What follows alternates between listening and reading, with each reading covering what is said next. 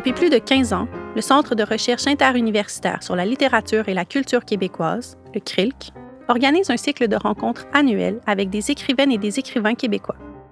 Ces rencontres sont animées par des chercheurs et des chercheuses en littérature, aussi bien jeunes que plus aguerris, ce qui permet de mettre en dialogue les textes, les auteurs et les autrices, et les savoirs. Cette année, les rencontres d'écrivains et d'écrivaines du CRILC sont consacrées aux acteurs et actrices du milieu littéraire queer au Québec. Le cycle porte l'intitulé « Lire queer ». Et lire queer, c'est sans doute lire des textes qui ne sont pas hétéronormés ou cisgenrés, des textes qui ouvrent à ce fameux trouble dans le genre. Mais lire queer, c'est sans doute aussi aborder les textes qui brouillent les pistes par la voie d'une pensée qui cherche à comprendre les systèmes oppressifs qui y sont à l'œuvre. La troisième discussion de ce cycle d'entretien porte sur l'apport particulier de l'art du drague dans la lecture pour enfants.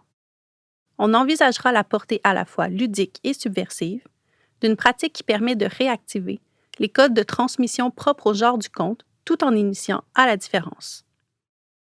Nous avons invité pour cette occasion Oumagad et Barbada de Barbade. Oumagad est éducatrice à la petite enfance de formation et performeuse drague. Amoureuse autant de Broadway que de la culture pop classique, elle a performé un peu partout à Montréal, incluant le bar Le Cocktail, le cabaret Mado, le Café Cléopâtre et même le Théâtre Centaure. Elle a écrit et performé 7 pièces de théâtre originales, dont son one-woman show « Are You There, Margaret? It's Me, God ». Barbada de Barbade est une artiste drague qui livre des performances à saveur de disco, de pop et de danse et anime des soirées et des événements en tout genre. On a pu la voir dans plusieurs projets tels que Il de jour, Elle de nuit, L'heure du conte, Call Me Mother, et plus récemment, elle est devenue la première drag queen québécoise à la barre d'une émission jeunesse avec la série Barbada présentée sur ici tout.tv.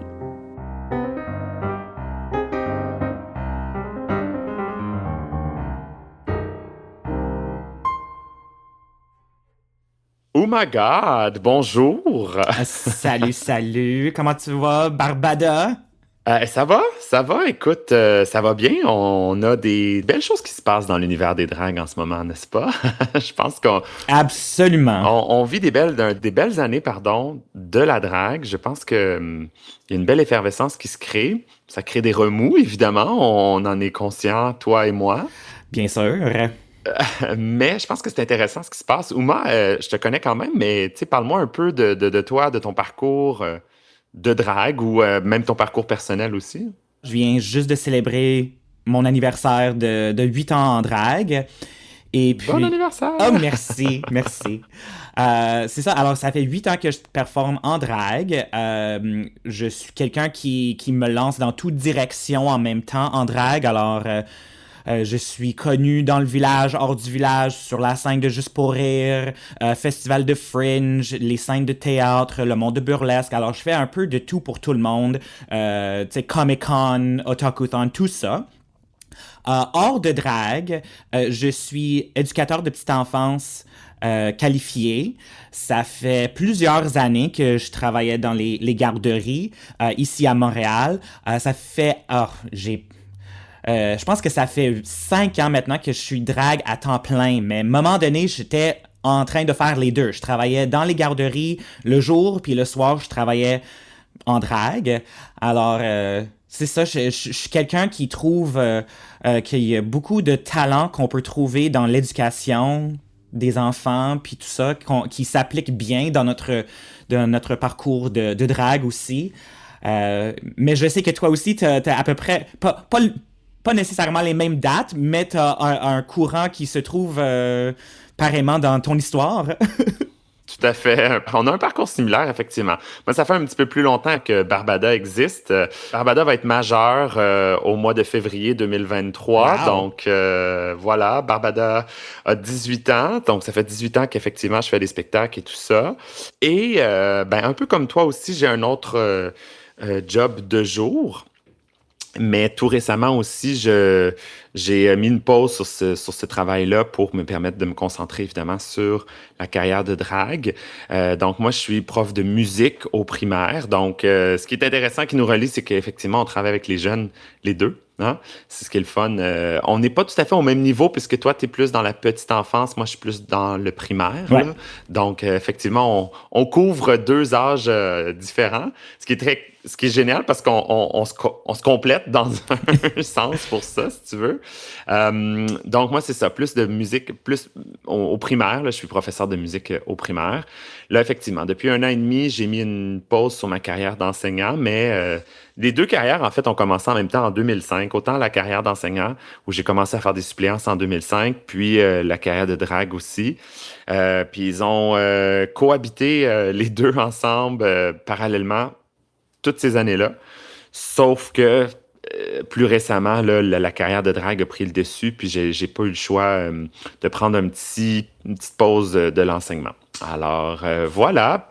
Mais sinon, ben, j'ai toujours gardé... Je dis que j'ai pris une pause de l'enseignement, mais j'ai pris une pause de l'enseignement dans un cadre scolaire. Mais, tu sais, toi comme moi, on est encore enseignant, on est encore à travailler aussi, à éduquer, mais de façon différente, à un autre niveau, avec les heures du conte qu'on fait, avec les spectacles qu'on fait aussi, même à plus grande échelle, dans des cadres qui sont moins, je veux dire, moins standards pour la drague, le moins habituel pour la drague, comme les bars ou les cabarets. Dès qu'on fait un spectacle où on a des gens qui n'ont jamais vu un spectacle de drague, il y a une forme d'éducation qui se fait aussi. T'sais? Absolument.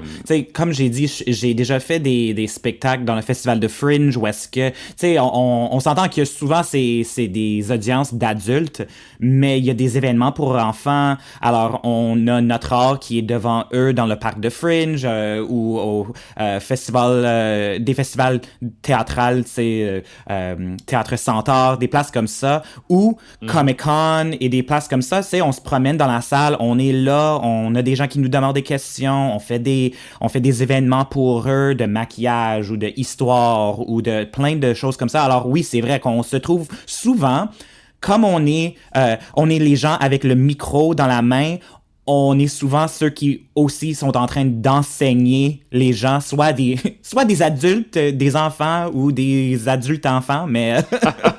Oui, effectivement, des adultes enfants, j'aime beaucoup ça. Mais toi, tu fais des heures du conte aussi, donc oui. C'est ça, t'en fais de façon régulière? Pour l'instant, sont moins. Je les faisais très souvent pendant la pandémie, la quarantaine. La quarantaine, parce que moi, ma belle-sœur a 4 enfants.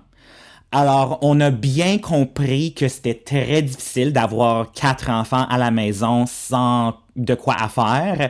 Alors, comme plusieurs d'autres dragues, j'ai décidé de commencer de faire des heures de conte. C'était incroyable parce que j'avais des gens qui venaient à chaque semaine. Je les faisais sur Facebook Live. J'avais ma collection de livres que j'utilisais dans les écoles. Puis je choisissais, n'importe quel pour un thème. Mais j'avais des gens qui venaient comme de l'Amérique du Sud, de l'Allemand. Tout le monde était là. Ouh, hein?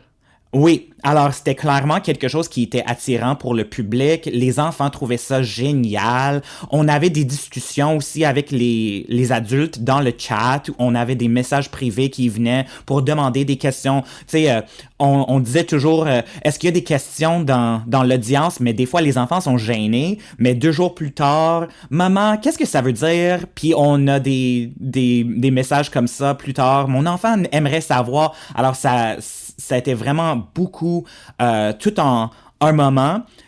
J'en fais un peu moins, mais je suis quand même, je fais partie d'un groupe qui s'appelle Rainbow Story Hour. Ah, nice. Qui est un groupe de ressources pour les écoles. On a des artistes de drague et autres artistes aussi qui font des lectures de contes dans les écoles. Et c'est tout organisé par quelqu'un qui a fait ses études en éducation pour améliorer le sens de communauté et de représentation LGBT dans les écoles. Alors, j'en fais de temps en temps, mais un peu moins maintenant. OK. Donc, le Rainbow Story Hour, c'est ça? Oui. OK, Oui. qui est comme un collectif, si on veut, qui est comme un organisme. Est-ce que c'est un organisme à but non lucratif ou c'est quoi? Je pense que pour l'instant, ça n'est pas officiellement reconnu, mais c'est un groupe qu'on fait... C'est quelqu'un qui était juste dans le dans notre communauté, une mère qui voulait avoir ce sens de communauté LGBT, mais c'était vraiment dans son domaine. Comme j'ai dit, c'est quelqu'un qui étudie dans ce concept-là. Puis ça a commencé juste dans une boutique de livres, dans une librairie, puis on a commencé d'offrir des services en ligne. On a parlé quelquefois dans des conférences. C'est ça. Alors, on est là avec des angles où est-ce que c'est quelqu'un qui est juste dans l'éducation. Il y a moi qui travaille dans l'éducation, mais aussi en drague. Il y a Hercule Sleaze qui travaille plus dans littérature. C'est un drag king qui est aussi auteur et illustrateur de plusieurs livres. On a d'autres artistes qui font du storytelling plus traditionnel. Alors, on est là pour de boucher tous les trous qu'on pourrait trouver dans notre société. Il y a quelqu'un qui est là pour aider. C'est très cool. Est-ce que c'est principalement en anglais, uniquement en anglais? À date, on a plus de clientèle en anglais, mais il y en a plusieurs des gens qu'on travaille ensemble qui sont bilingues. OK. Ah, c'est vraiment génial. Tu vois, c'est ça qui est drôle, hein, au Québec, il y a malheureusement encore un clivage ou une séparation vraiment entre tout ce qui est en anglais puis en français. Puis malheureusement, on parle peu souvent d'un côté ou de l'autre, tu sais, parce que, tu sais, le Rainbow Story Hour, c'est plate parce que, tu sais, moi, de mon côté, il y a peu de gens qui m'en parlent. Il y a peu de gens qui me disent, simplement qui m'en parlent. Et je trouve ça dommage parce que, c'est bon, évidemment, on va pas jouer à l'autruche, là. Il y a eu quand même beaucoup de choses qui se sont écrites, qui se sont dites sur les heures du conte, particulièrement cette année, en 2022, avec certaines choses. Mais en fait, c'est drôle parce que autant ces heures du conte-là suscitaient énormément de mes heures du conte, notamment, là, deux de mes nombreuses heures du conte suscitaient on fait des réactions, tout ça. Autant je réalise qu'il y a tellement de monde qui en font. Je veux dire, it's not only me, là, tu sais. Je suis pas toute seule là-dedans. Mais comme tu as dit, il y a beaucoup de parlage, d'idées de qu'est-ce qui se passe à une lecture de conte avec des artistes de drague ou que ce soit. Et puis, il y a pas beaucoup d'informations. Beaucoup de parlage, pas beaucoup d'éducation. Soit d'éducation des autres ou de soi-même. Les gens qui parlent de n'importe quoi sans savoir qu'est-ce qui se passe. Sans savoir, exactement. Sans réellement le savoir. Il y a eu un article, entre autres, je me souviens, où c'était justement quelqu'un qui était venu voir une heure du conte puis qui avait dit « Voici 12 choses que vous allez voir quand vous allez aller à une heure du conte avec une drag queen, tu sais, ou avec un artiste drag, etc. » Et elle décrivait super bien comme toutes les étapes qui s'étaient passées, qu'est-ce qu'elle avait vu, etc. Et c'est un très bel article. C'était évidemment pour promouvoir ce genre d'activité-là et c'était vraiment très beau. Et je pense que ça, c'est le genre de choses sur lesquelles il faut mettre l'accent, puis parce que c'est pas que l'opinion des autres personnes n'est pas valable, mais elle n'est pas crédible parce qu'ils n'ont jamais vécu une heure du conte. Alors que cette personne-là, elle était venue, elle avait vu c'était quoi, puis elle avait pu, tu sais, juger par elle-même pour dire, là, je suis allé, j'ai réellement vu, et voici comment ça se déroule, voici ce que vous allez voir, tu sais. Je pense que c'est ces opinions-là qui sont le plus important, dans le fond, ou qu'il faudrait accorder le plus, à laquelle il faudrait accorder le plus d'importance, parce que malheureusement, des gens qui se permettent de crier haut et fort que ça n'a pas de bon sens, non, c'est les drag queens ou les artistes drag, c'est que pour des adultes, puis c'est que sexuel, puis c'est que, etc., ils sont clairement jamais venus dans une heure du conte que toi ou moi on fait. Et ce que je trouve vraiment drôle aussi, en parlant des gens qui sont offensés par l'idée des dragues, qui sont en communauté, on va dire, avec des jeunes, on a des acteurs, des actrices qui font des films qui sont... je sais pas comment dire en français, mais like rated R. Tu sais, c'est vraiment, c'est pour les adultes. Pour adultes. Mais en même temps, l'exemple parfait pour moi, c'est Robin Williams. OK. Parce que Robin Williams, c'est un comédien qui fait du stand-up, puis son stand-up est vulgaire.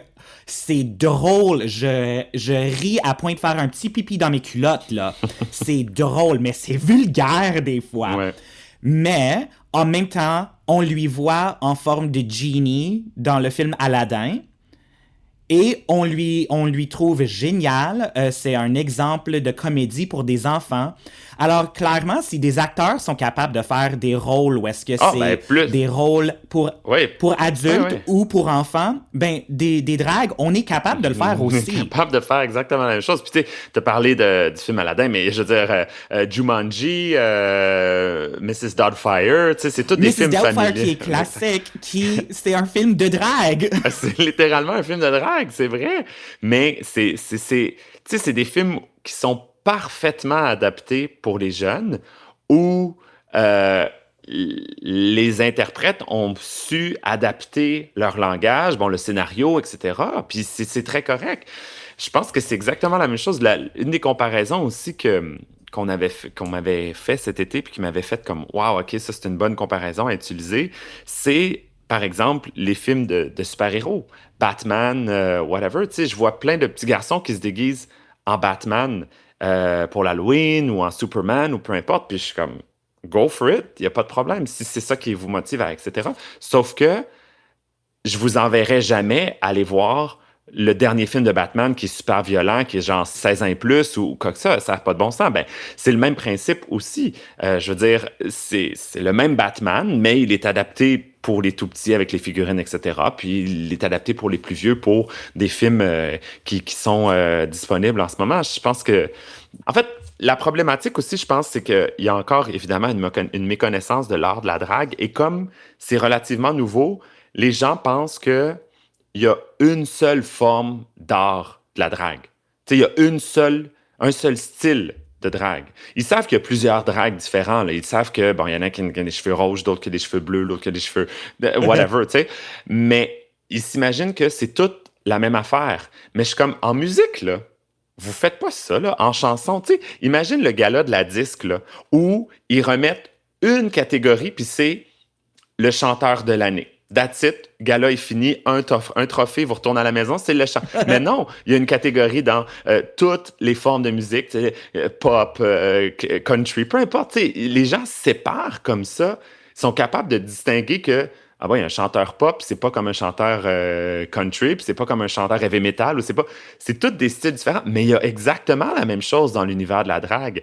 Et là-dedans, on inclut aussi, comme dans la musique, il y a de la musique jeunesse, il y a de la musique pour les jeunes, Annie Brocoli, Henri Godon, Atchoum, tous des personnages, Carmen Campagne, qui font de la musique pour les tout-petits. Ben, il y a la même chose dans les dragues. Il y a exactement la même affaire aussi. Il y a plusieurs styles de drague. Et une drague peut faire plusieurs styles aussi. T'sais? Mais ça, on dirait que les gens ne le réalisent pas encore parce que l'art de la drague est relativement nouveau et il y a beaucoup de gens qui... Pour eux. C'est nouveau pour eux. Pour eux. Ben oui, évidemment, on s'entend, là, c'est nouveau pour eux et elles, mais ils réalisent pas que... Ben c'est ça, ils comprennent pas encore que comme la musique, comme plein d'autres formes d'art, il y a plusieurs styles. Et j'ai l'impression aussi que les gens voient où se trouve le drag. C'est dans les boîtes de nuit, dans les cabarets, dans les clubs, whatever. Et ils disent, ben voilà, vous êtes que dans les nightclubs, vous êtes que dans les bars. Alors, ça veut dire que c'est quelque chose pour les adultes. Mais il faut comprendre aussi que on est là parce que c'est la seule place où est-ce qu'on est libre à faire ça. T'sais, on était forcés de rester dans le village, dans les boîtes de nuit. Et c'est la seule place où est-ce qu'on a trouvé une façon de faire notre espace à nous. C'est pas parce qu'on veut seulement faire des spectacles dans les bars. Il y en a des dragues qui veulent que ça. Et c'est leur choix. C'est exactement comme des gens qui font que des comédies, que des films d'action, que des chansons de country. C'est leur choix parce que ça existe pour tout le monde. Il y a de la drague qui est que pour des adultes. Ouais. Mais... nous, on est là parce qu'on était forcés d'être là. Et maintenant, on trouve une certaine ouverture dans quelques places. Alors, on essaye dans d'autres univers, mais les gens disent « Non, t'es pas supposé d'être là, t'es supposé d'être dans les boîtes de nuit. » Juste parce que ça a été toujours dans les boîtes de nuit, ça veut pas dire qu'on est juste dans les boîtes de nuit. Exactement. Puis, tu sais, c'est sûr que, comme tu l'as si bien dit, il y a des dragues, des artistes dragues pour qui ça ne fonctionnerait pas d'être avec un public jeunesse parce que ça fit pas avec leur style. Ils n'ont pas l'intention de ça non plus. Je veux dire, si on leur propose un spectacle familial, ils vont dire, ben moi, je suis pas à l'aise, je sais pas ma drague. Ils vont dire non, tu sais. En même temps, il faudrait qu'ils disent non parce que si on te propose un spectacle familial et que tu amènes une drague pour adultes, des numéros pour adultes qui sont pas appropriés pour le public, là, c'est clair que ça marche pas. Là. Moi, dans ma tête, j'ai un problème avec ça. Ben ça, c'est un problème de production. C'est pas nécessairement un problème moral dans la communauté en général. Ça, c'est un choix de production qui était fait, qui était pas... C'est un choix. Qui était un mauvais choix. Qui était pas approprié, exactement. Ou un choix de l'artiste aussi, tu sais, je veux dire, il faut que tu sois conscient aussi de ce que tu fais. Et c'est pas parce qu'on te propose un contrat, même si des fois le cachet est très alléchant, puis c'est vraiment bien, il faut, parce qu'on s'entend, là, c'est souvent les contrats extérieurs au village, au bar, tout ça, sont beaucoup, beaucoup mieux payés, très souvent, en tout cas, dans bien des situations. Alors, ça peut être alléchant pour des dragues de dire, ben oui, je vais aller faire un spectacle extérieur pour Noël, mais si toi, ta drague, ça ne fit pas avec ça, ben il va falloir que tu l'adaptes, ou que tu dises, ben non, je suis désolé, c'est pas pour moi. Fait que ça, il faut prendre conscience de ça, je pense aussi. Mais il reste que, ce que je voulais dire, c'est qu'il y a beaucoup de dragues qui sont pas attirées par ça et c'est parfait comme ça. C'est très correct. Nous, on a en plus la formation de travailler avec des jeunes. Tu sais, on a été formés pour ça aussi dans notre autre vie, entre guillemets. Tu sais, alors, on est capable de dire, de comprendre où sont les tout-petits, à quel niveau ils sont, qu'est-ce qui peut être adapté pour eux, qu'est-ce qui peut... Puis je parle pas juste en termes de performance, mais je parle en termes de...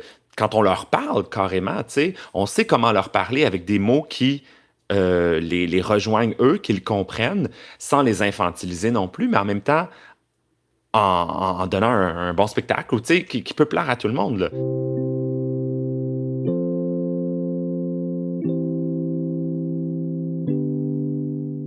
D'avoir la formation en éducation d'enfance, ben on a plusieurs outils pour mieux expliquer, répondre, illustrer n'importe quoi pour tous les gens. Parce que quand quelqu'un ne sait pas qu'est-ce que c'est le drag ou n'importe quoi, en effet, il prend un état d'enfant. C'est naïveté, c'est quelqu'un qui veut apprendre et c'est un esprit d'enfant. Alors d'être capable d'expliquer à quelqu'un avec plusieurs outils, ça veut pas dire que je sais exactement la bonne phrase pour expliquer à tout le monde. Ça existe pas. Et comme des éducateurs, on le sait. Alors ça prend plusieurs façons et de savoir quelles et quand les utiliser, ben ça c'est notre force. Et c'est pour ça qu'on est... C'est pas les drags sexy qu'on va demander de faire des spectacles pour tous les âges ou des heures de lecture. C'est nous, Barbada, Umaga, des gens qui ont déjà travaillé avec des enfants qui vont être capables de trouver les meilleurs outils pour les meilleurs moments. Juste des choses banales, tu sais, quand tu arrives en drague puis qu'il y a un enfant qui rit, tu sais... si tu es un adulte qui n'est pas habitué de travailler avec les enfants, toi, tu vas dire, ben, il est méchant, il rit de moi, puis tu vas te sentir attaqué, tu sais, automatiquement, parce qu'un adulte qui rirait de toi, lui, c'est parce qu'il est méchant, puis, tu sais, c'est dénigrant, là, un rire comme ça. Mais un enfant qui rit parce qu'il te voit pour la première fois, il rit pas de façon méchante, il rit parce qu'il n'a pas compris c'est quoi. Puis sa façon un espèce de coping mechanism, je sais pas comment l'appeler, mais c'est de rire. Mais il rit parce qu'il comprend pas. Il rit pour passer son malaise. Il rit parce que what is going on? Il y a beaucoup de choses qui se passent dans ma tête. Il y a plein de stimuli. Je comprends pas ce qui se passe et je ris. Et là, c'est à toi à t'asseoir de façon calme et posée, puis lui expliquer, tu sais, quand tu ris, ben peut-être que tu sais pas qu'est-ce que je fais, etc. D'expliquer qu'est-ce que je fais. Puis quand tu vois quelqu'un que tu connais pas, mais que tu ris, ben tu te permets de juger, etc. Tu sais, de leur expliquer ça avec des mots d'enfant. Mais quelqu'un qui n'est pas habitué à ça va tout de suite sauter aux conclusions comme si c'était un adulte, puis va se mettre sur la défensive, puis pourrait même carrément dire, ben là, tu m'insultes, je vais t'insulter. Tu sais, On espère que ça tu arriverait comprends? jamais, mais On espère que ça arrive pas, mais pour des adultes, je veux dire, quelqu'un qui passe dans la rue, là, je sais pas, qui dit quelque chose qui est désobligeant ou quoi que ce soit, si c'est un adulte, notre réflexe, c'est quasiment de répondre aussi avec une autre insulte. Tu sais, c'est comme un réflexe naturel parce que, bon, évidemment, when they go low, we go high. Il faut essayer de se lever au-dessus de ça puis dire, regarde, ça ne vaut même pas la peine que je réponde, mais là, ça, c'est une autre histoire. Mais avec des tout petits, c'est pas ça. C'est pas la bonne approche à faire, évidemment. Mais pour des gens qui sont pas habitués de travailler, ça pourrait devenir ça pourrait être comme un réflexe puis dire, ben là, voyons, t'es un petit morveux, toi, tu m'insultes, tu ris de moi. Non, non, pas rapport. Tu sais? Mais tu as dit quelque chose que je trouve ça vaut la peine de souligner. Parce que quand qu'on a imaginé, quand l'enfant a ri de toi, t'as expliqué que ça peut blesser quelqu'un. T'as pas dit, moi, une personne en drague, moi, une personne LGBT. T'as dit, de rire de quelqu'un, c'est parce que tu les juges et ça peut blesser quelqu'un. Et ça, c'est quelque chose que je trouve intéressant avec les heures de conte qu'on fait. Moi, personnellement, souvent, comme j'ai dit, j'ai commencé de faire les lectures en drague. C'était comme dernière minute, puis on était en quarantaine. Alors, j'étais barré dans mon appartement. J'avais pas accès à plusieurs livres. Alors, j'ai les collections que j'ai bâties depuis que je suis enfant, que j'ai encore. Tu sais, Little Critter, that's my man. J'adore ces livres-là. Robert Munch, mais c'est pas des livres LGBT. Alors souvent, quand je fais des lectures, c'est vraiment juste des livres pour enfants et je suis en drague. Alors il y a des gens qui sont stressés parce qu'ils pensent qu'on est là pour comme, je sais pas comment dire en français, like we're there to indoctrinate children. Oui, c'est ça, exactement, pour les convertir quasiment. Oui. Ou les, oui, Mais moi, je exactement, mais suis c'est juste pas- en train de lire mes livres préférés avec des enfants et je porte un costume. Quand je travaillais dans les garderies, on faisait aussi des fêtes pour les enfants. Tu sais, on louait notre garderie pour les enfants pour faire leurs fêtes. Et c'est moi qui supervisais. Et très souvent, il y avait des actrices qui venaient habillées en princesse qui lisaient des livres en disant « Ah, voyons que le petit gars est blessé, on devrait, tu sais, comme apprendre quelque chose de comment traiter le monde, blabla, whatever. » Ouais. Et c'est exactement ça qu'on fait. Oui, de temps en temps, il y a des histoires avec des thèmes LGBT, il y a des histoires avec des personnages qui sont LGBT, même si c'est pas le but de l'histoire. Il y a tout ça là-dedans. Mais c'est pas toujours le focus et je trouve que ça doit être souligné que, comme tu dis, on est là pour éduquer les enfants, point. Même si c'est sur d'autres sujets ou si on utilise des thèmes LGBT pour apprendre des valeurs globales, ça va plus loin que juste des livres gays. Tu sais, c'est pas juste ça. Puis on n'apprend pas les enfants nécessairement comment faire le drag. Il y a des places qui font ça, des parents qui aiment faire ça avec les enfants. Il y a plein de choses dans le monde, mais c'est pas tout de éduquer les enfants à comment être gay, de convertir les enfants. C'est pas ça. On est en train d'éduquer. Tout simplement, effectivement. Puis, tu as raison, la majorité des livres que j'ai ont aucun lien avec la communauté LGBTQ. Ils ont un lien beaucoup plus avec la thématique de la différence tu sais, j'ai un livre avec un crocodile, par exemple. Ben, le crocodile, il est pas gay, là. Il est juste différent. Il pense qu'il est un crocodile, puis il comprend pas pourquoi il aime pas ça jouer dans l'eau, mais finalement, il réalise que il est pas un crocodile, il est un dragon. Of course, il y a plein de liens à faire plus tard aussi avec, par exemple, la transidentité où, tu sais, tu comprends pas pourquoi toi, t'aimes pas les choses que les autres garçons aiment pour que finalement, plus tard, tu vas réaliser que tu te sens pas comme... T'es pas un garçon, tu te sens plus comme une fille puis t'aimerais ça qu'on s'adresse à toi ou elle. Tu sais, il y a plein de liens à faire, mais le livre en tant que tel, il est pas du tout là-dessus. T'sais, il n'est pas du tout sur l'orientation sexuelle. Il n'est jamais question d'orientation sexuelle. Mais quand on parle de différence dans le livre, on peut faire le lien aussi pour dire ça se pourrait que plus tard, toi, tu comprends pas pourquoi t'es pas attiré, par exemple, t'es un petit gars, puis t'es pas attiré par les petites filles, ou t'es une petite fille, puis t'es pas attiré par les petits gars, ou tu es attiré par les deux, puis exactement, ben, peut-être que tu vas comprendre que, tu sais, tu vas réaliser que t'es différent, puis c'est vrai qu'il y a des gens qui vont te dire, ben, c'est différent, c'est pas pareil, mais tu vas à la longue comprendre pourquoi, puis tu vas réaliser que comme le petit crocodile, ben, t'es pas un crocodile, t'es un dragon. C'est pour ça que t'aimais pas jouer dans l'eau. Bon, ben, tu vas réaliser que peut-être que t'es pas hétérosexuel, t'es homosexuel. Mais il y a même pas question de ça du tout dans le livre. Tu sais, c'est ça Puis l'affaire. on n'a même pas besoin nécessairement de... On peut Non. parler de spécifiquement ces sujets-là. Si on fait, comme on dit, on fait un Rainbow Story Hour, les familles qui vont là cherchent des thèmes de LGBT, communauté, des choses comme ça. Mais si on lit le même histoire ailleurs, puis on fait juste un focus sur le fait que comme des êtres humains, on change, on agrandisse, on apprend, on fait tout ça, et un jour, on peut être quelqu'un d'autre de cette personne qu'on pensait qu'on était. Ben ça veut dire que c'est un autre outil qu'on peut donner aux enfants, qui peut appliquer dans plusieurs façons.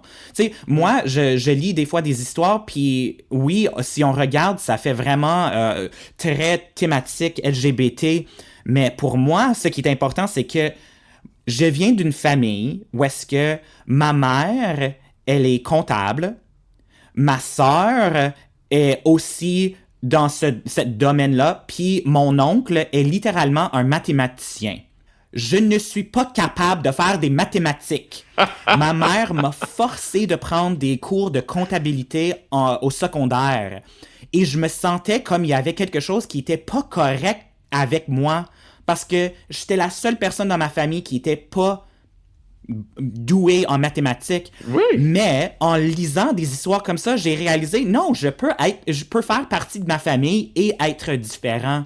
Ben Je oui, peux avoir exact. des pouvoirs, des puissances, des connaissances différentes. Et c'est que des choses comme ça. C'est aucunement relié au LGBT. C'est vrai. C'est une histoire LGBT, mais ça m'a appris de me connaître mieux comme quelqu'un avec une famille de mathématiciens. T'sais, alors, il y a tout.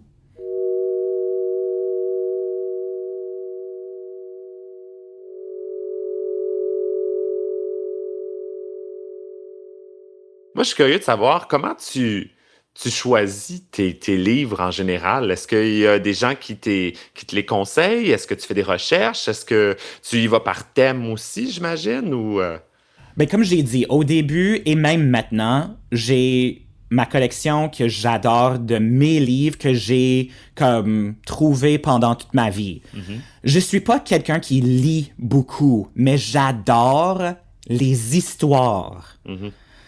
Alors, les romans, des textes, des choses comme ça, c'est pas vraiment mon genre, mais des histoires, en général, j'adore ça. Alors, premièrement, je cherche des histoires où est-ce que si je racontais sans le livre, est-ce que ça va être aussi puissant? Ça, c'est ça que je cherche en tout le temps, surtout comme quelqu'un qui est éducateur de petite enfance.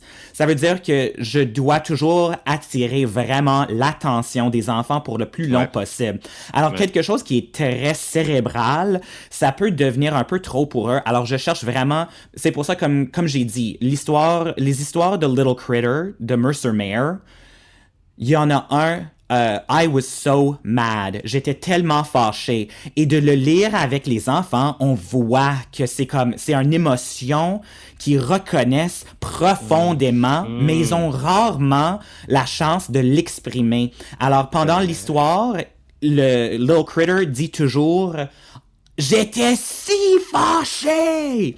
Et je demande à tout le monde de le dire avec moi pour trouver des meilleures façons de s'exprimer. Alors, c'est ça que je cherche. Une histoire où est-ce que je peux animer, où est-ce que je peux jouer. C'est ça qui est important pour moi. Mais, quand on cherche pour des thèmes plus spécifiques, je vais faire des recherches, mais en fin de compte, c'est toujours ça que je veux. Une histoire qui est accessible, animé, plein de joie ou de tristesse, de honnêteté. Oh mon Dieu, j'ai de la difficulté.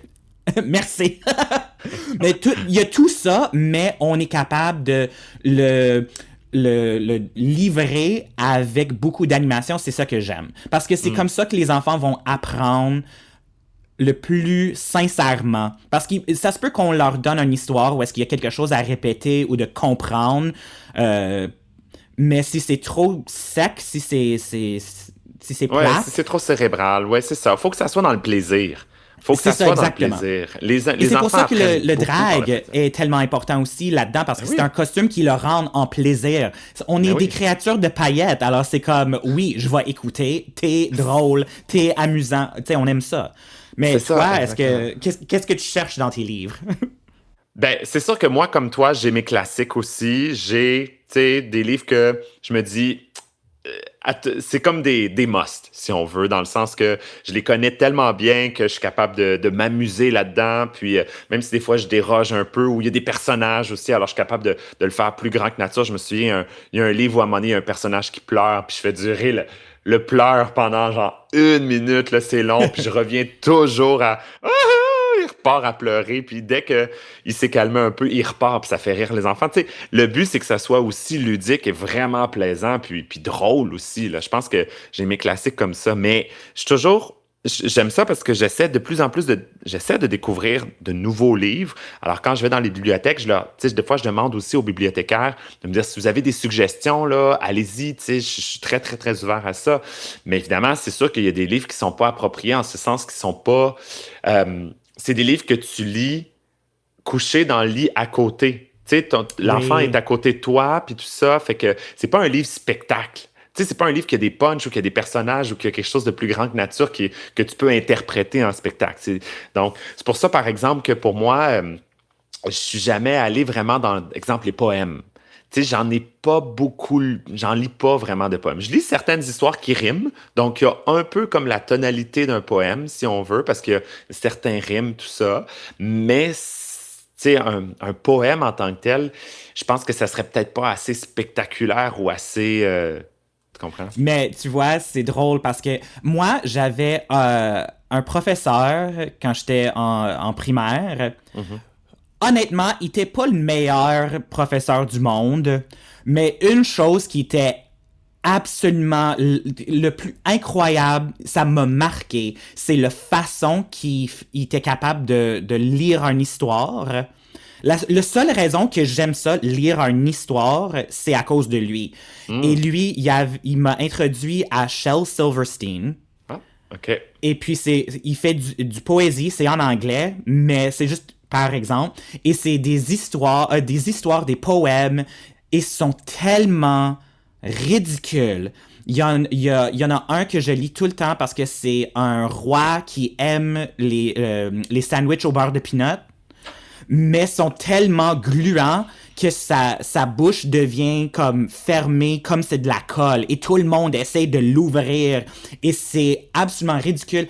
Alors, c'est juste à trouver les meilleurs styles de poésie. Et peut-être, si on trouve pas les plus ludiques, comme tu as dit, le plus pailleté, ben si on trouve un qui est quand même intéressant ou au sujet ou whatever, c'est de trouver une meilleure façon de le mettre dans notre spectacle. Alors, trouver des histoires qui sont ludiques, qui sont drôles, qui sont whatever, et de prendre un moment de respiration avec une poème, quelque chose comme ça. Et c'est toutes des choses qu'on doit penser comme des artistes qui vont faire un spectacle pour des enfants. C'est toutes des choses qu'on doit réfléchir là-dessus. Et c'est pourquoi c'est important d'inclure... des heures de conte, ça peut être pour n'importe qui. N'importe quel artiste de drague pourrait le faire.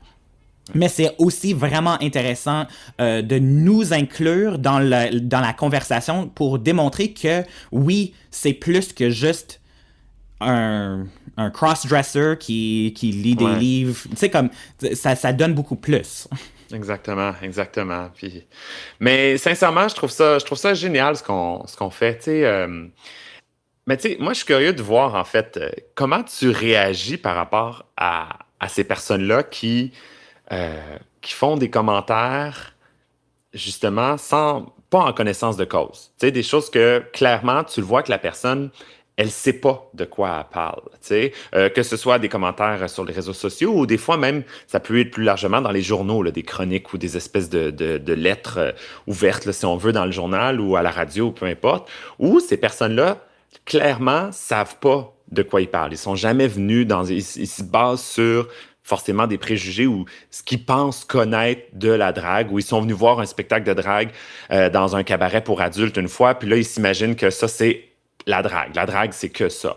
Ou ils regardent RuPaul's Drag Race ou Canada's Drag Race, qui, on se rappelle, sont des émissions pour public averti, là, pour public adulte. C'est indiqué au début, c'est très bien marqué pour appropriate audiences. En tout cas, tu comprends ce que je veux dire? Là, Ouais. bon.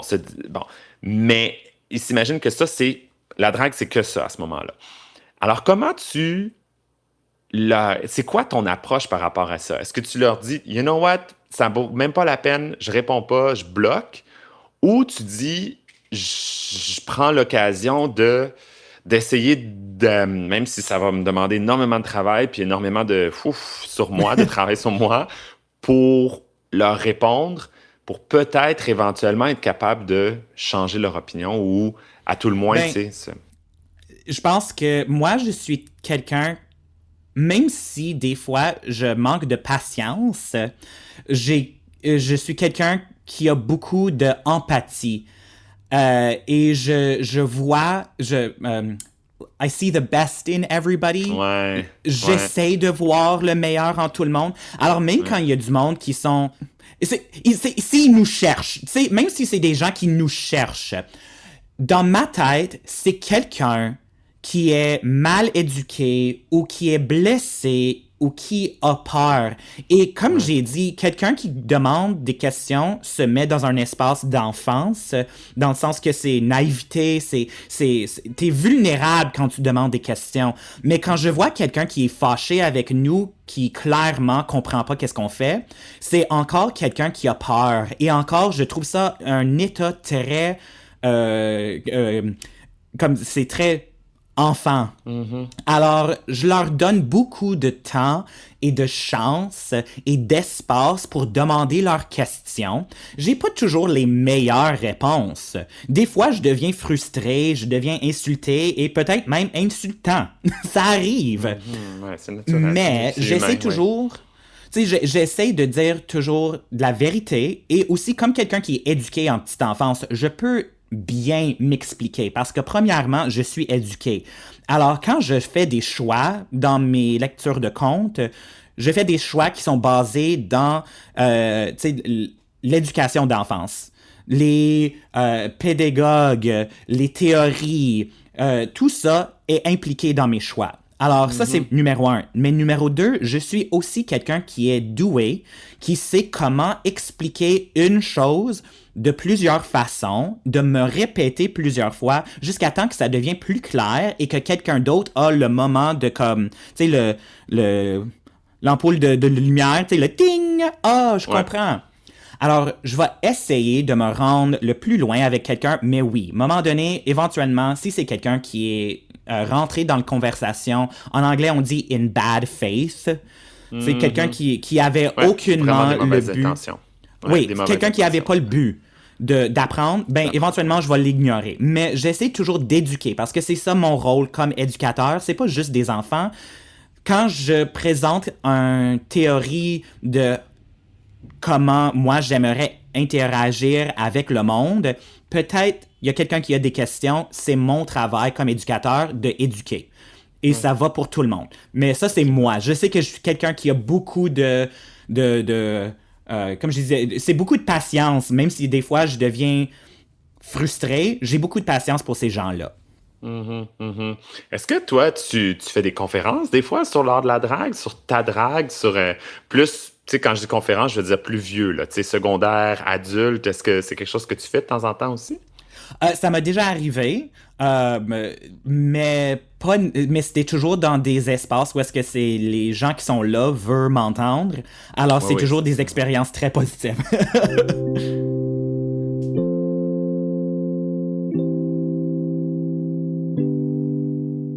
Mais ça m'amène aussi à une autre question, puis une autre réflexion. Comment on fait justement pour aller chercher ces personnes-là qui tu sais, qui sont, par exemple, en dehors des grands centres, donc qui, avant les réseaux sociaux, avaient jamais vu ce spectacle de drague parce que ils sont à, je vais dire, Rimouski, par exemple, ou tu sais, dans des coins où il y a jamais de spectacle de drague ou presque, du moins où il y avait jamais. Là, il y en a de plus en plus un peu partout. Ça va en dehors des grands centres, mais quand même, tu sais, bon, tu comprends ce que je veux dire?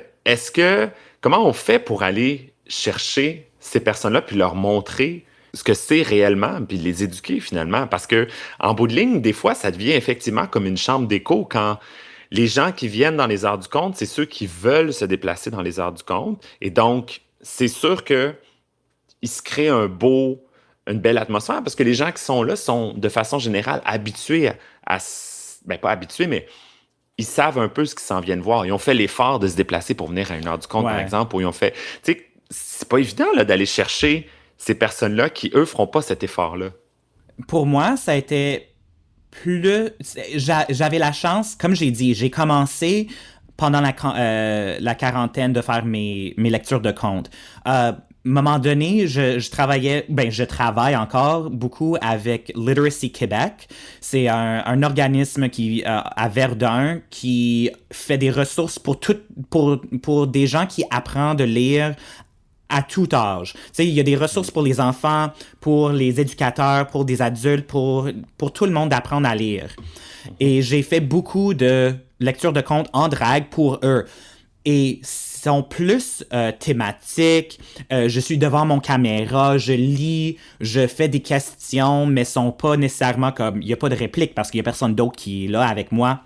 Mais sont très faciles parce que sont toutes sur mon Facebook ou sur les réseaux de Literacy Québec. Okay. Je suis capable d'envoyer un lien à quelqu'un qui dise « Regarde, c'est ça que je fais. Regarde ça chez vous. » Dans votre espace privé, où est-ce que vous sentez comme en puissance, tu sais, je veux pas vous amener quelque part où est-ce que vous allez être déséquilibré, frustré, ayez peur, tout ça.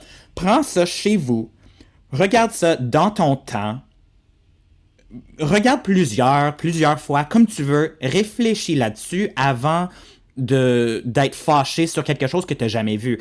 Et ce qui est vraiment génial aussi, c'est que quand je les faisais sur Facebook, il y avait beaucoup d'interactions avec l'audience. Alors, je demandais des questions aux enfants qui nous regardaient. Alors, j'avais les réponses des enfants. On avait des questions qui étaient reliées aux histoires, des questions par rapport, des familles LGBT, des familles hors du communauté. Alors, c'est facile à montrer à quelqu'un, regarde, c'est ça que je fais. C'est direct là devant toi, mais t'es capable de le regarder en secret si tu veux pas être vu dans notre groupe, si ça te gêne ou tu vas être frustré. Reste chez toi, regarde ça, parle-moi plus tard. Tu sais, c'est mon technique. Ouais. C'est bon, ça, c'est bon. Fait que, tu sais, l'utilisation des réseaux sociaux, clairement, ça l'a aidé, selon toi, là, pour pouvoir rejoindre justement ces personnes-là qui avaient aucune idée, là, puis qui ruminaient de leur côté. Moi, je pense que faut s'adjoindre autant, par contre, ça a un côté très pervers, les réseaux sociaux, où justement, tout le monde se permet de dire n'importe quoi parce qu'ils se sentent protégés derrière leur écran. Autant aussi, il y a ce côté très... vigilante aussi, où tout le monde prend comme la justice entre leurs propres... Ils se permettent d'être juges, tu sais, ils se permettent d'être des juges finalement, puis de juger en fonction de choses qu'ils connaissent très peu, puis leur opinion, même si ils ont aucune idée de quoi ils parlent, a presque autant de visibilité que l'opinion d'un expert dans le domaine, par exemple. Tu sais, puis ça a fait la même chose pour pas juste les heures du conte de drag queen ou l'art de la drague, mais plus largement pour la pandémie ou pour tout plein de sujets que finalement, ça fait comme une traînée de poudre. Puis là, ça va dans tous les sens et on perd le contrôle sur les réseaux sociaux, tu sais. Mm-hmm. Mais autant d'un autre côté, c'est très, très positif pour aller justement rejoindre des personnes. Tu sais, tu l'as dit tantôt quand tu faisais tes heures du compte, puis tu avais des gens d'Amérique du Sud qui te répondaient. Tu sais, c'est clairement jamais quelque chose qui serait arrivé s'il n'y avait pas eu l'Internet, les réseaux sociaux. C'est ça. Ouais. Fait que c'est très, très intéressant. Une dernière question, moi je suis curieux de savoir, est-ce que tu as est-ce que tu connais ou est-ce que tu as des auteurs ou des autrices ou des auteuristes queer aussi qui t'approchent des fois pour dire hey, moi, j'aimerais ça, tu sais, travailler ensemble, avoir une collaboration, je sais pas, une heure du conte quelconque, ou, tu sais, t'as-tu des gens dans ton entourage qui sont des auteurs queer, des autrices queer? Oui, ben, comme j'ai dit, il y a Hercule Sleaze qui a déjà, qui est un auteur. Il fait des graphic novels. Des bandes Alors, dessinées? c'est pas nécessaire. Non, c'est pas Non, des ben, bandes bande dessinées. dessinée, mais comme un livre, plus gros. OK, parfait. Puis, mais c'est pas nécessairement pour des enfants, mais lui, il a fait ça. Mon fils de drague aussi travaille dans la littérature, alors on a fait des projets ensemble pour ça. Il y a Kai Cheng Tom, qui est un auteur queer, femme trans, qui habite maintenant à Toronto, si je me souviens comme il faut, mais qui était à Montréal pendant très longtemps, qui a un livre qui était traduit en plusieurs langues sur le sujet un peu de queerness et transness, qui était sur la liste de Oprah. Wow. Il y a Kama Le Macrel qui habite à Montréal aussi. On a fait des histoires des heures de conte ensemble aussi. Yes, moi aussi, oui, je l'ai déjà très, très sympathique, cette personne-là. Même des fois, comme il y a un artiste qui s'appelle Heesh, OK. Heesh, qui m'a contacté dans le passé pour des projets. Tu sais, on n'a pas encore eu la chance de vraiment to breathe life into it, ça n'a pas encore été lieu, mais lui avait une idée comme j'aimerais faire des illustrations, j'aimerais que tu m'aides avec le texte et toi tu serais une personnage là-dedans comme like a narrator.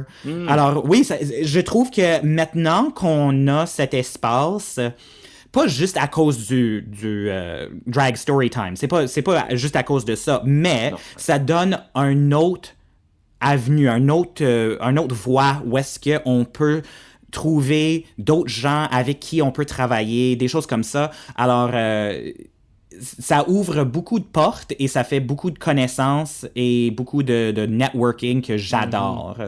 Ouais. Sûrement, toi, comme maintenant tu as ton émission sur la télé, ça a été un peu du même concept, ou est-ce que Drag Storytime, ça t'a amené d'autres places, t'as des artistes sûrement qui t'ont contacté? Absolument. Ben, en fait, moi, ça m'a surtout amené à la radio, par exemple. Donc, je fais des chroniques à toutes les 2 semaines sur l'émission Il restera toujours de la culture, où justement, je vais parler de littérature jeunesse. J'en fais une pas plus tard que demain matin, là, mais tu sais, j'en ai à 2 semaines, donc ça me permet de justement m'ouvrir à beaucoup plus puis de fouiller aussi beaucoup sur des nouveautés dans la littérature jeunesse et tout. Mais des fois, c'est pas évident d'aller. Il y en a tellement, il y a une offre tellement vaste que c'est pas nécessairement facile de trouver exactement le livre qui va être, tu sais, c'est comme c'est un peu comme un critique culinaire, finalement. Il y a tellement de restaurants qu'à un moment donné, tu peux pas toutes les ans. Sinon, tu vas peser 600 livres à la fin de la semaine si tu les essayes toutes. Tu sais. Fait que c'est un petit peu difficile pour moi de bien sélectionner puis de trouver les bons livres parce que avant de savoir s'il est vraiment intéressant, ce livre-là, faut que je le lise, tu sais. Même si c'est des livres jeunesse, ça va vite, là, c'est sûr. Mais c'est quand même beaucoup, beaucoup de travail. Moi, je te dirais que c'est un peu ça, mon défi ces temps-ci, c'est de trouver, justement, ces bons livres-là. Mais oui, j'ai beaucoup, j'en reçois aussi. Des fois, il y a des maisons d'édition qui m'envoient des livres à la maison. Il y en a des bons, il y en a des moins bons.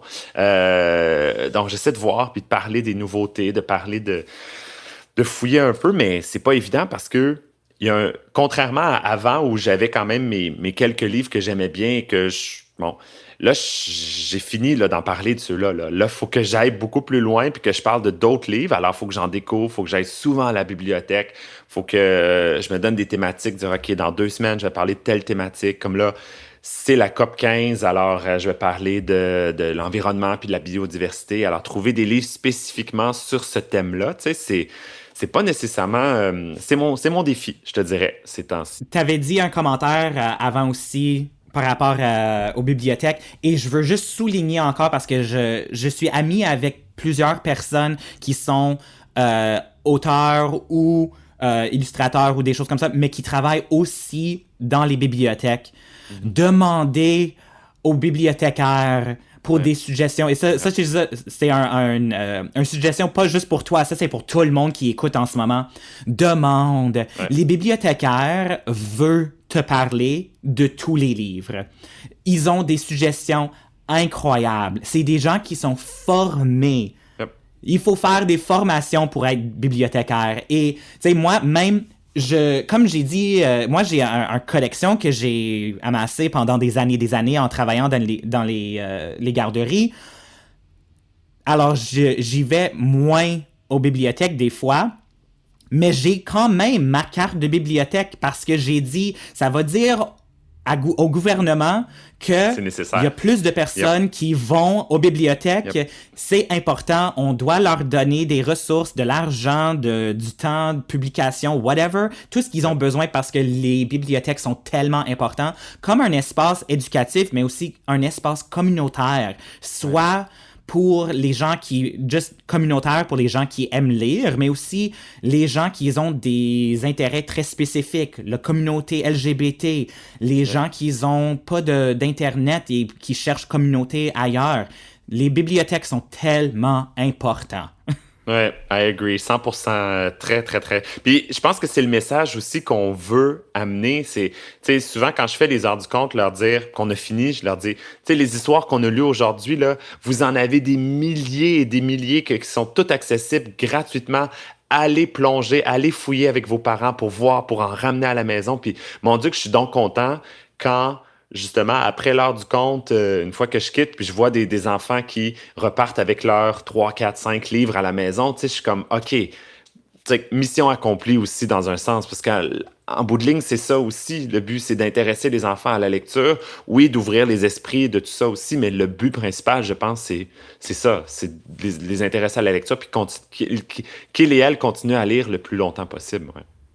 Parce que c'est ça, avec les heures de lecture, on est des gens qui sont reconnaissants du fait que la lecture est importante.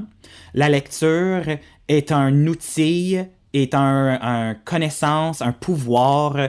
Tout ça, oui, on va l'utiliser pour éduquer sur des sujets qui sont comme proches de notre cœur, comme l'histoire LGBT ou juste d'avoir des personnages LGBT, des choses comme ça, parce qu'on voit qu'il y en manque dans notre communauté. Ouais. Comme tu dis, toi, tu sais qu'il y a 1000 choix, mais si on est pressé, on connaît moins. Où est-ce que moi, je suis capable de dire Robert Munsch, Mercer Mayer, Judy Blume, The Magic Tree House, si je peux nommer plein d'affaires de littérature, mais littérature LGBT, il en manque dans notre connaissance culturelle. Alors, on est connaissant que oui, on utilise la littérature pour des buts spécifiques, mais aussi le but profond, final, c'est vraiment littérature, point. We just want people to read, to love. Ben, c'est ça. D'aimer la lecture, tout à fait, de continuer à lire. Et écoute, quelle belle discussion. Mon Dieu, que je suis vraiment, vraiment content qu'on ait pu avoir ce temps-là pour se pencher sur ces sujets-là, puis tu sais, apprendre aussi à connaître les univers de l'un de l'autre, parce que finalement, on fait quelque chose de très similaire aussi. Et franchement, Uma, bravo, continue. Je sais pas, c'est quoi ton souhait dans l'avenir pour les prochains mois, les prochaines années, mais j'espère en tout cas qu'on va avoir l'occasion de poursuivre tout ça, de continuer à faire ce qu'on fait finalement, puis ce qu'on aime. Là. Ah ben c'est ça, tu sais, j'essaie de vivre can't stop, won't stop. Parfait ça. Merci, oh my God. Merci à toi, Barbada.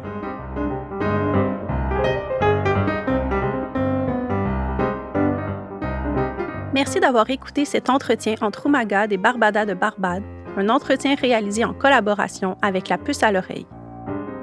Pour découvrir d'autres auteurs et autrices, retrouvez tous les épisodes des rencontres d'écrivains et d'écrivaines du CRILC sur votre application balado préférée et sur le site du CRILC sous l'onglet Médiathèque.